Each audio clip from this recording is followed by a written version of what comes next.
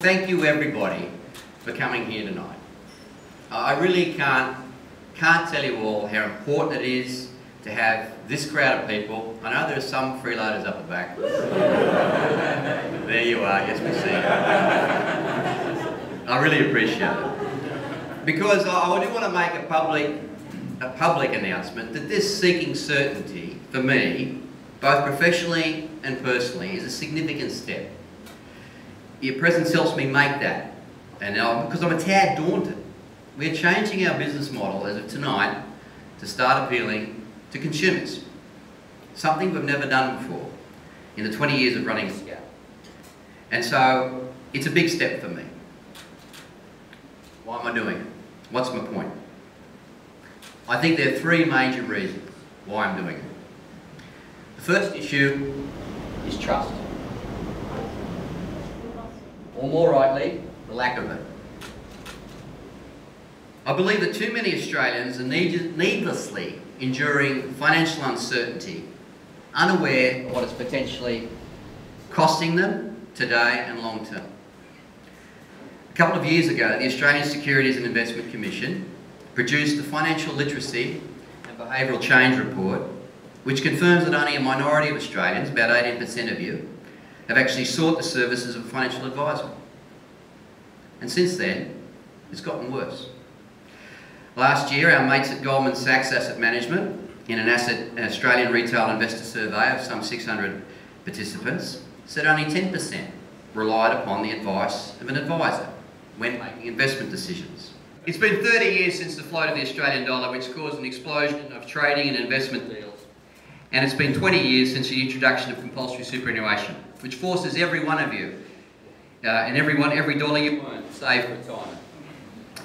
Yet here we are with a dwindling number of Australians trusting the financial advice from today's financial advisory industry. Why? Lack of trust. Unfortunately, the wolves of Wall Street are alive and well. The Australian Securities and Investment Commission officially confirmed last September that it perceives an inherent conflict in most institutional-owned wealth businesses. Not a great tip. This time last year, Macquarie Group stockbrokers were found to be repeatedly failing to keep records of financial client advice and their basis for advice, more intent on generating commissions than serving the public. Thanks to the increasing sophisticated technology, today's hedge funds can hunt in packs with advanced algorithmic trading software, expert at making advantage of every deal, either side of it. In an exploding area of savings, Australians have established 520,000 self-managed super funds with assets of about $531 billion. They face an increasingly daunting task of staying vigilant, let alone being able to properly manage the means to achieve their financial dreams. Sally Patton, a great journalist for the Fin Review, captured the real nub of the issue we're suffering from when she wrote, "If you don't understand the percentage game, you won't know how these people and their funds are making a fortune out of your fortunes." The bottom line for the giants in the industry has always been a percentage game. Get a little bit of every one of your dollars.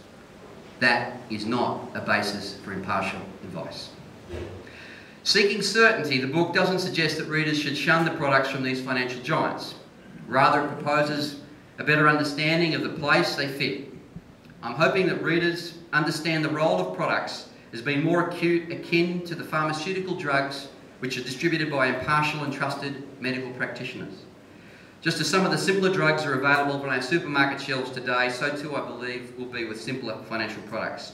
However, consumers today don't keep paying for their off-the-shelf simple pills bought years ago, which is not the case for the unfortunate, uninformed consumer of simple financial products who continues to pay every year for the purchases made potentially many, many years prior.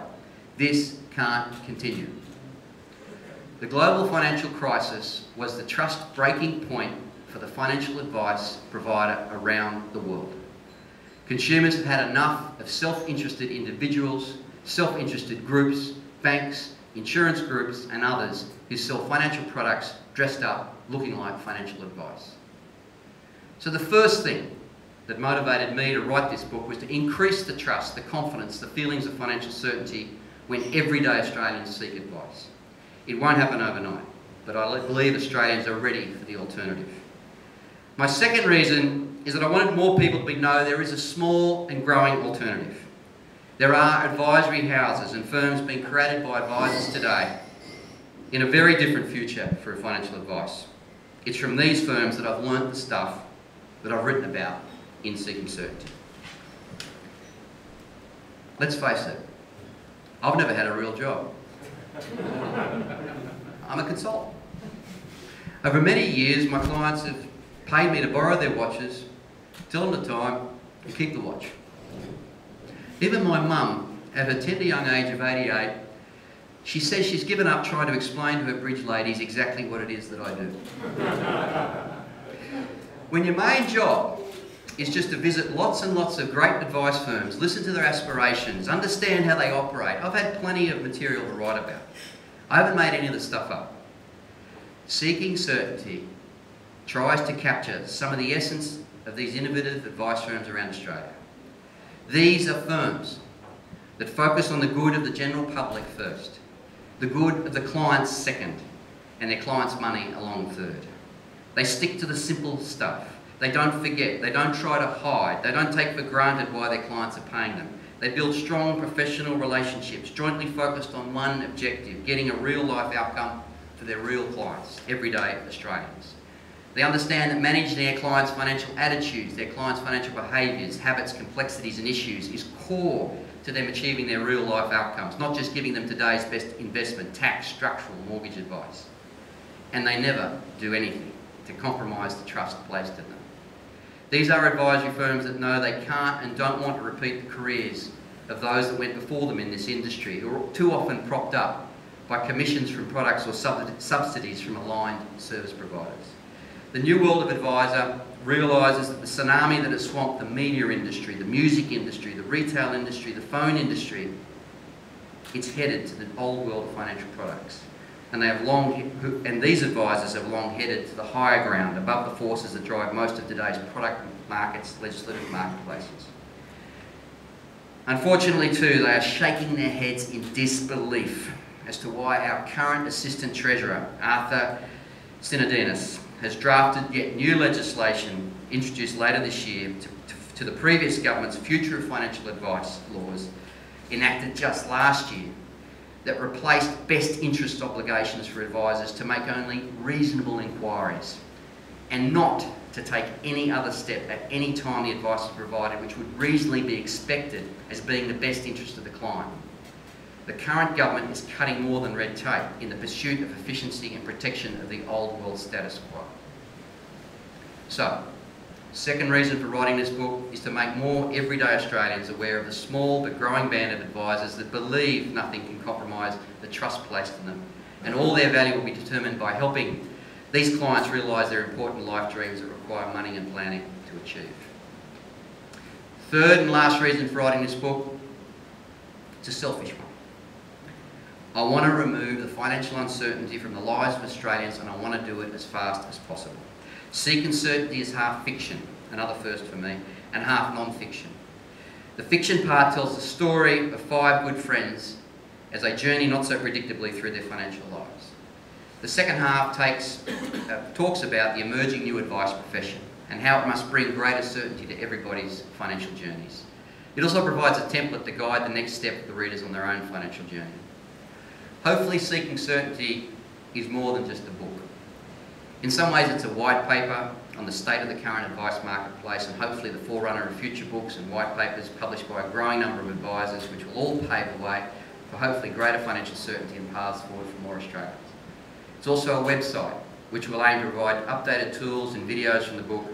The site will also aim to engage an ongoing conversation with readers and promote conversations between readers and advisory firms that hold similar beliefs about the future of financial advice. Important to note that all firms will be listed not because of a financial payment or inducement, or they're paid to belong, they pass to belong, they get accredited to belong as part of a new certification mark. Seeking Certainty hopefully is also a community of like-minded advisors committed to grow and share better practices amongst themselves. to deliver greater transparency, greater certainty for the clients they serve.